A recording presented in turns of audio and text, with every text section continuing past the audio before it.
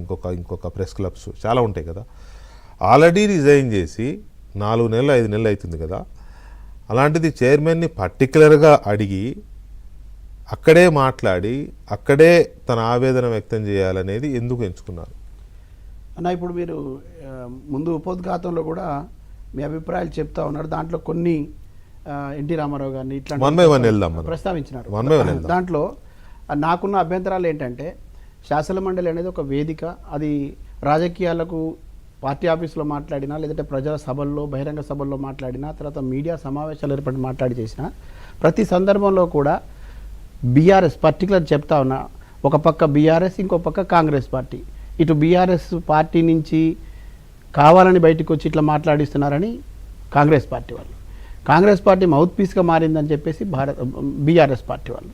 తర్వాత రకరకాలుగా ఆమె వ్యక్తిత్వ హననాన్ని చేస్తూ, ఆమె మీద లేనిపోయిన ఆరోపణలు చేస్తూ ఇష్టం వచ్చినట్టుగా ఇక సోషల్ మీడియా చేతిలో ఉంది అని మాట్లాడడం మొదలుపెట్టారు.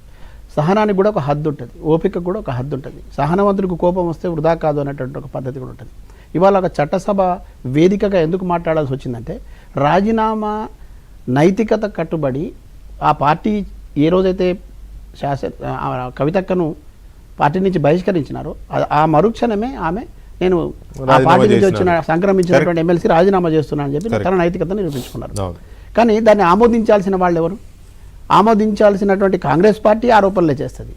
ఇటు కాంగ్రెస్ పార్టీకి సంబంధించినటువంటి వాళ్ళు మాట్లాడతారు, ఇటు బీఆర్ఎస్ వాళ్ళు ఇష్టం వచ్చినట్టు మాట్లాడడం మొదలు పెడతారు. రెండోది, ఒక ఆడబిడ్డ కన్నీళ్లు ఎప్పటికి కూడా ఉసురు మంచిది కాదనే విషయం పదే పదే చెప్తున్నా, దాన్ని ఎంత దాకా తీసుకెళ్లారంటే వాళ్ళ పరాకాష్ఠకి, అంటే వాళ్ళ ఆలోచన ధోరణి ఎట్లా ఉంది, వాళ్ళ పైశాచిక ఆనందం ఎట్లా ఉందని బీఆర్ఎస్ పార్టీలో ఉన్నటువంటి కొంతమంది వాళ్ళ పైశాచిక ఆనందాన్ని మొత్తం కొంతమంది మహిళా నేతల్ని, కొంతమంది నాయకుల ద్వారా ఇష్టం వచ్చినట్టు మాట్లాడించి ఆమె వ్యక్తిత్వ హననానికి గురి చేసి, ఆమె మానసిక క్షోభకు గురి చేసి, ఆడబిడ్డనే కనీసం కనికరం లేకుండా, మరీ ముఖ్యంగా అన్ని పక్కన పెట్టండి, తన చెమట తన నెత్తురు చిందించి ఈ ఉద్యమంలో నిలబడ్డటువంటి, ముందు వరుసలో నిలబడి ఈ తెలంగాణ రాష్ట్రం సాధించే విషయంలో కానివ్వండి, బీఆర్ఎస్ పార్టీ నిర్మాణంలో కానివ్వండి, పూర్తిస్థాయి బాధ్యత వహించినటువంటి వ్యక్తి మీద నిర్దాక్షిణ్యంగా మాటల యుద్ధం చేస్తారు, తర్వాత దాడి చేస్తారు, అన్ని రకాలుగా ప్రయత్నం చేస్తారు.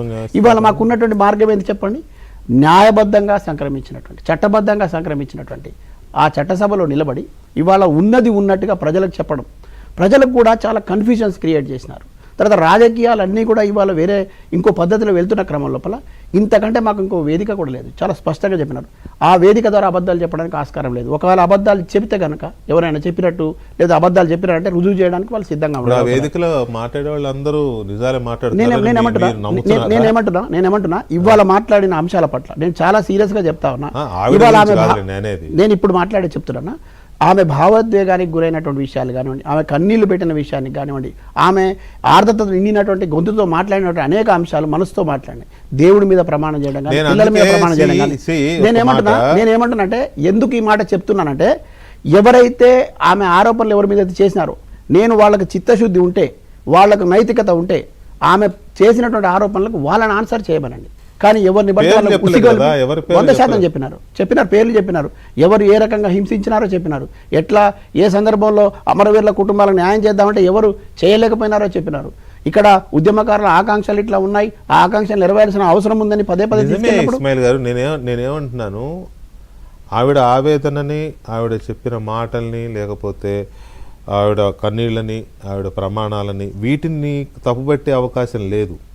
కానీ ఇక్కడ పాయింట్ ఏమవుతుందంటే, ఆవిడ ఏం మాట్లాడినారు, నేను బతుకమ్మ స్టార్ట్ చేసినప్పటి నుంచే నా మీద అటాక్ మొదలైందని. అవును, నిజాన్ని కాదు, దయచేసి నేను కాదని అనడంలే.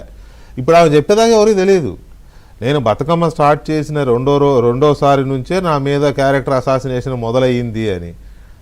ఎన్నాళ్ళు అయింది, ఎన్నేళ్ళు అయ్యింది?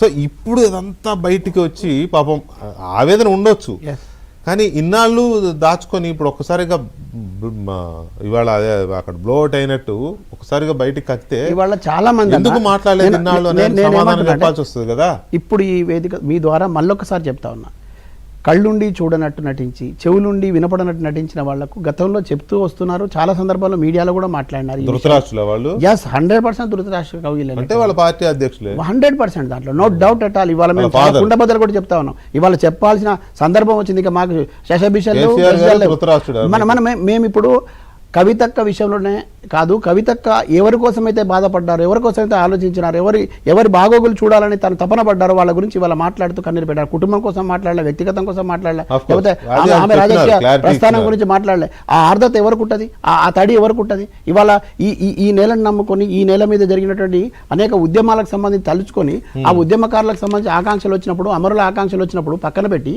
వ్యక్తిగత ప్రయోజనాల కోసం ప్రయత్నం చేసి ఆమె ప్రజల కోసం మాట్లాడడానికి వెళ్ళినప్పుడు కనీసం సమయం ఇవ్వని పరిస్థితికి తీసుకొచ్చిన వాళ్ళు ఇవాళ ఇంకా ఏమంటారు ఒక పైశాచిక ఆనందం పొందే పద్ధతిలో చేస్తూ ఉంటే అనేక రకాల మార్గాలు, అనేక పద్ధతులు ఇప్పటికీ వాళ్ళకి చెప్పడానికి ప్రయత్నం చేసినాం. ప్రజలకు చెప్పడానికి కూడా ప్రయత్నం చేసినాం.